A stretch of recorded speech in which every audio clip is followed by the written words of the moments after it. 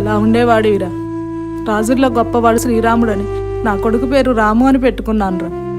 ఈ పిచ్చిగడ్డం ఏంటి, ఆ తాగుడేంటి, నిన్ను ఎలా అయితే చూడకూడదు అనుకుంటున్నానో అలా చూస్తున్నాను. నీవేమైపోతావని భయంగా ఉందిరా రాము. నాకేం కాదమ్మా, నువ్వు బాధపడకు. నీ గురించే ఆలోచించి ఇలా అయ్యానంటే నువ్వు నమ్మవురా. ఆ పిల్ల గురించి ఆలోచించుకురా అంటే నా మాట వినవు కదా. అయినా ఆ పిల్ల కాకపోతే ఈ భూమి మీద అమ్మాయిలే లేరారా. మా గుడికి వెళ్ళి చెప్పులు మర్చిపోతే ఇంకో జత కొనుక్కోగలం. అదే గుడిలో దేవతే మాయమైపోతే నా పరిస్థితి ఏంటమ్మా? ఊరుకోరా, బాధపడక.